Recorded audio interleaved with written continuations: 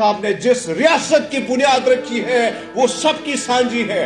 जिन्ना साहब ने कहा था ये एक नाजायज रियासत है, तो जब जिन्ना साहब ने कहा कि जनाब रियासत नाजायज है तो मैं इसको कैसे जायज मान लूं। वक्त मुख्तसर है मुसलमानों, एक चीज याद रखना, ये आग, ये शोले वहां पे भड़क उठे हैं, 76 साल से वो लाशें उठा रहे हैं वो फलस्तीनी भाई, वो आदी हो चुके हैं। लेकिन जब चिंगारी इस तहलीस पर पहुंचेगी और फिर आप लोगों का भी तमाशा उसी तरह देखा जाएगा जिस तरीके से 57 मुस्लिम ममालिक ने घुंघरू बांध कर यह तमाशा देख रहे हैं। उस बुजुर्ग की वीडियो मेरे सामने आती है जो अपने पोतों को लाद में उतारते हुए कह रहा है कि हजरत मोहम्मद साहब से गिला करना, कहना कि आपकी उम्मत बड़ी बेहिस हो चुकी है, डरपोक हो चुकी है, उससे कहना कि लोग तमाशा देख रहे थे और इसराइल हम पर बारूद फेंक रहा था। ये हालात आपके हो गए हैं।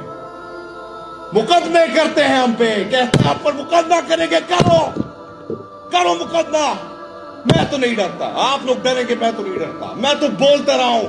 मैं तो ये कल भी मैंने कहा है कि जब से ये लड़ाई शुरू हुई है मैं अपने गुरु गोविंद सिंह जी के सामने जाने को तैयार हूं। मैं कहूंगा कि मैं जालिम के खिलाफ खड़ा था, मजलूम के साथ खड़ा था। मुसलमानों आप लोगों ने भी खड़ा होना है। मुझे किसी ने कहा कि आप भी लोग करते हैं तो आप अमेरिका नहीं जा सकेंगे, आपको डॉलर तक रसाई नहीं होगी, यूरोप नहीं जा सकेंगे। मैंने कहा बाहर में जाए ऐसे डॉलर, बाहर में जाए अमेरिका का वीजा, नहीं जाऊंगा, मैं इधर ही रहूंगा, ये मेरी रियासत है, मेरा मुल्क है। लेकिन जालिम के खिलाफ खड़ा होना ये मेरा सिक्खी मुझे सिखाती है, ये मुझे गुरु गोविंद सिंह जी ने सिखाया है। मैंने इस्लाम को पढ़ा। आज मुझे अगर कोई मुसलमान नजर आता है जो सबर, इस्तिकामत, ये सारी चीज अगर मुझे नजर आती है तो वो मुझे गजा के मुसलमानों में नजर आती है। मुसलमानों जागना होगा आप सबको। ये जंग बातिल की, जालिम की और मजलूम की जंग है, और ये जंग मुसलमानों की जंग नहीं है, ये इंसानियत की जंग है, इंसानियत का दर्द दिल रखने वाले लोगों की जंग है।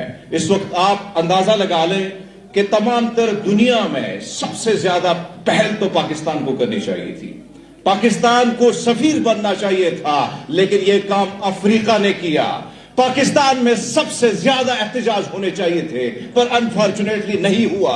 सबसे ज्यादा एहतजाज उस अमेरिका में हुआ जो इस वक्त इत्तेहादी है, जो इस नाजायज रियासत का बाप है, वहां पे सबसे ज्यादा एहतजाज हुए। सबसे ज्यादा एहतजाज हुए तो बरतानिया में हुए, नहीं हुए तो मुसलमान ममालिक में नहीं हुए। अनफॉर्चुनेटली मैंने यहां पे देखा, परसों डी चौक में पहुंचा, वहां पे यहां की हुकूमत ने जिस तरीके से डंडे बरसाए मेरी बहनों पर, उन माओं पर, सेनेटर मुश्ताक पर मुकदमा दर्ज कर लिए गए कि इन्होंने रियासत को धमकी दी है।